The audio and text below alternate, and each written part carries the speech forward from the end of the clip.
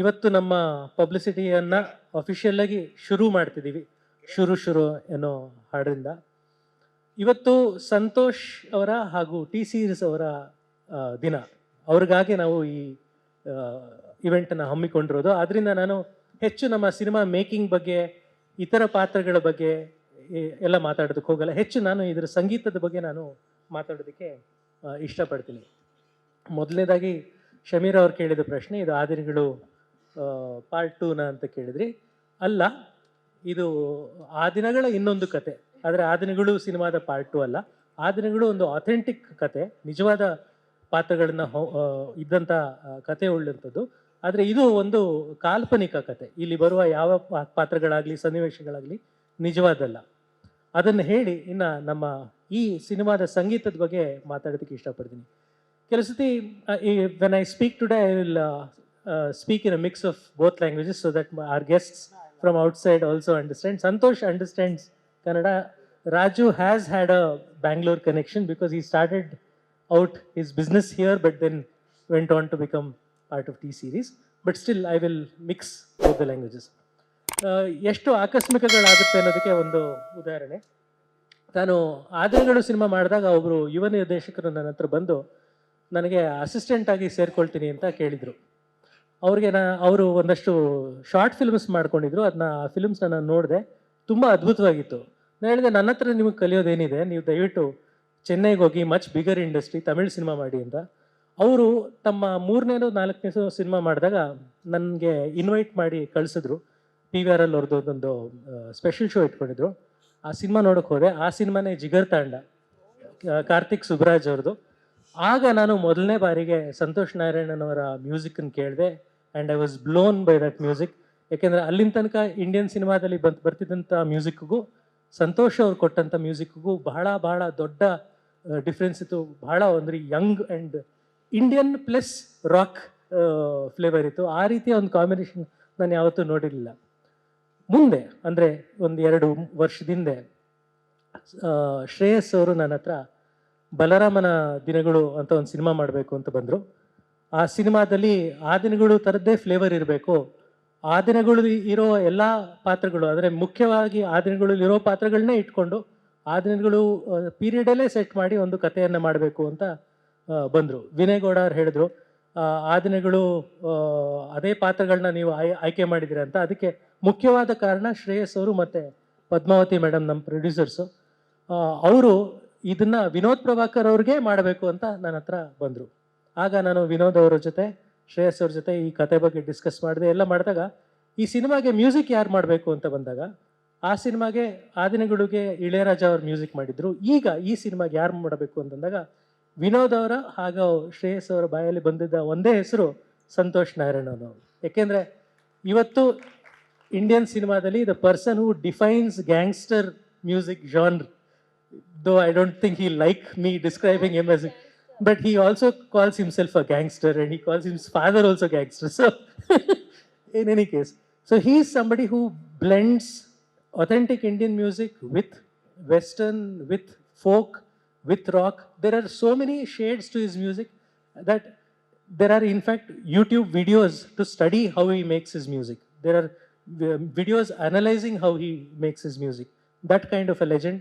And we felt he's the only person who can compose for this film, and we were so happy to get him. Now the next challenge was, ನನಗೆ ಶ್ರೇಯಸ್ ಅವ್ರು ಹೇಳಿದ್ರು, ನೀವು ಸಂತೋಷ್ ಅವ್ರನ್ನ ಒಪ್ಪಿಸಿ ಅಂತ ಅಂದರು. ನಾನು ಹೇಳಿದೆ, ತುಂಬ ಎಕ್ಸ್ಪೆನ್ಸಿವ್ ಕನ್ನಡ ಸಿನಿಮಾಗೆ ಅಷ್ಟು ದೊಡ್ಡ ಬಜೆಟಿನ ಮ್ಯೂಸಿಕ್ ಡೈರೆಕ್ಟರ್ನ ಹೇಗೆ ನಾವು ಕರ್ಕೊಂಬರೋದು ಅಂತ ಕೇಳಿದಾಗ ಶ್ರೇಯಸ್ ಹೇಳಿದ್ರು, ನೀವು ಸಂತೋಷ್ ಅವ್ರನ್ನ ಒಪ್ಪಿಸಿ, ನಾನು ನಮ್ಮ ಅಮ್ಮನ ಒಪ್ಪಿಸ್ತೀನಿ ಅಂತಂದು. ಸೊ ನಾನು ಕಾರ್ತಿಕ್ ಸುಬ್ರಾಜ್ ಅವ್ರಿಗೆ ಫೋನ್ ಮಾಡಿದೆ. ನಾನು ರಿಕ್ವೆಸ್ಟ್ ಮಾಡಿಕೊಂಡೆ, ಹೀಗೆ ಒಂದು ಸಿನಿಮಾ ಮಾಡ್ತೀನಿ, ನನಗೆ ಸಂತೋಷ್ ಅವರು ಮ್ಯೂಸಿಕ್ ಡೈರೆಕ್ಟರ್ ಬೇಕು ಅಂತಂದಾಗ ಕಾರ್ತಿಕ್ ಅವ್ರಿಗೆ ಕೇಳಿದ್ರು, ಏನು ಸಿನಿಮಾ ಮಾಡ್ತೀರಾ ನೀವು ಅಂತ. ನಾನು ಹೇಳಿದೆ, ಒಂದು ಗ್ಯಾಂಗ್ಸ್ಟರ್ ಸಿನಿಮಾ ಮಾಡ್ತೀನಿ ಅಂತಂದೆ, ಅಂಡರ್ವರ್ಲ್ಡ್ ಸಿನಿಮಾ. ಆ ದಿನಗಳು ಆದಮೇಲೆ ಕಡೆಗಾರು 18 ವರ್ಷ ಆದಮೇಲೆ ಮತ್ತೆ ಒಂದು ಅಂಡರ್ವರ್ಲ್ಡ್ ಸಿನಿಮಾ ಮಾಡ್ತೀರಾ, ಖಂಡಿತ ನಾನು ಮಾತಾಡ್ತೀನಿ ಅಂತಂದರು. ಸಂತೋಷ್ ಅವ್ರಿಗೆ ಅವ್ರು ಫೋನ್ ಮಾಡಿದ್ರು. ಸಂತೋಷ್ ಅವ್ರಿಗೆ ನಾನು, ನಿಶಾ ಮೇಡಮ್ಮು ಮತ್ತು ಶ್ರೇಯಸ್ ಅವರು ಹೋಗಿ ಮೀಟ್ ಮಾಡಿದ್ವಿ. ಅವ್ರಿಗೆ ಕತೆ ಹೇಳಿದ್ವಿ, ಅವ್ರು ಒಪ್ಕೊಂಡ್ರು. ಇಲ್ಲಿ ತನಕ ಈ ಜರ್ನಿ ಮುಂದಕ್ಕೆ ಬಂದಿದೆ.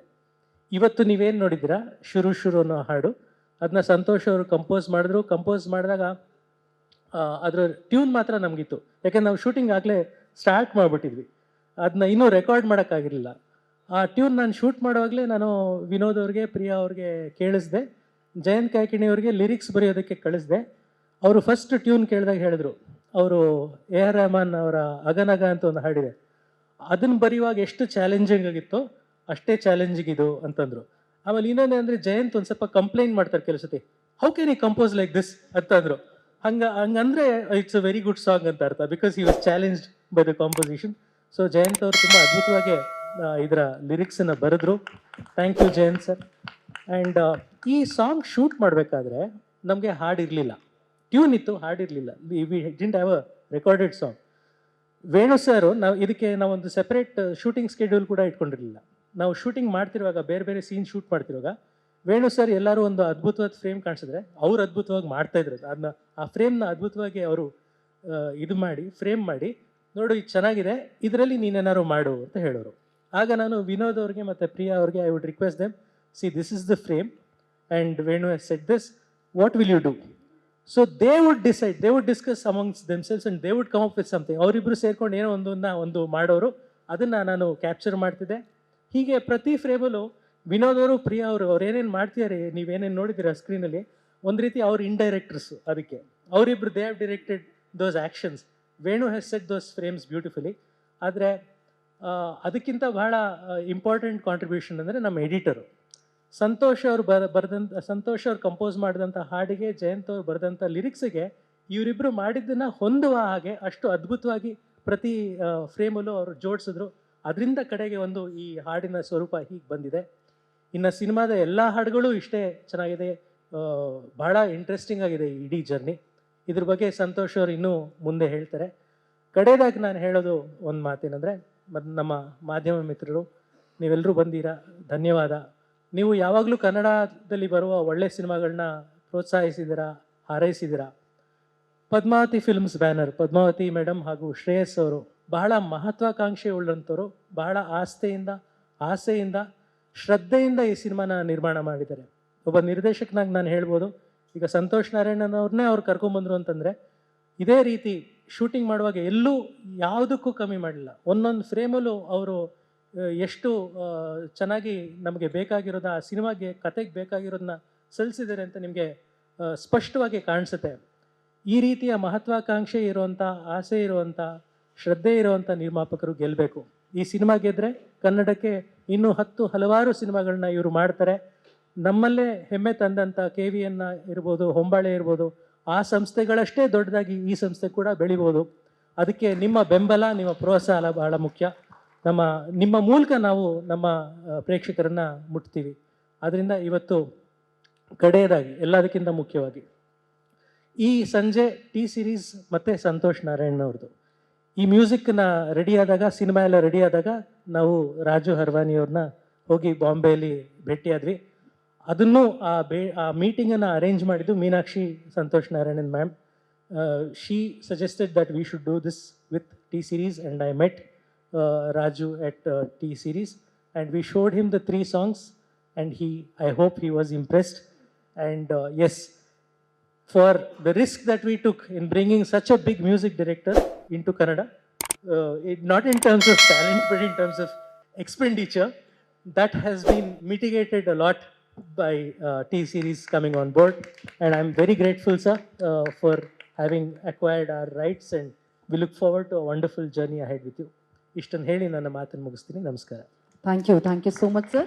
ಪ್ರಶ್ನೋತ್ತರವನ್ನು ಎಲ್ಲರೂ ಮಾತಾಡಿದ ಕೂಡಲೇ will start. Padmavathi ma'am, thank you so much. ಮೊದಲನೇದಾಗಿ ಎಲ್ಲ ಕಲಾವಿದರು, ಟೆಕ್ನಿಷಿಯನ್ಸ್ ಹೇಳ್ತಾ ಇದ್ದಾರೆ, ಒಂದು ರೀತಿಯಾಗಿ ಪದ್ಮಾವತಿ ಫಿಲಮ್ಸ್ ಫ್ಯಾಮಿಲಿ ರೀತಿಯಲ್ಲೇ ಎಲ್ಲರನ್ನ ನೋಡ್ಕೊಳ್ತು ಅಂತ ಹೇಳಿ. ಇಷ್ಟು ದೊಡ್ಡ ಬಜೆಟ್ ಸಿನಿಮಾ ಅಂದ್ಕೊಳ್ಳೆ ಜವಾಬ್ದಾರಿ ಕೂಡ ಹೆಚ್ಚಾಗಿರುತ್ತೆ.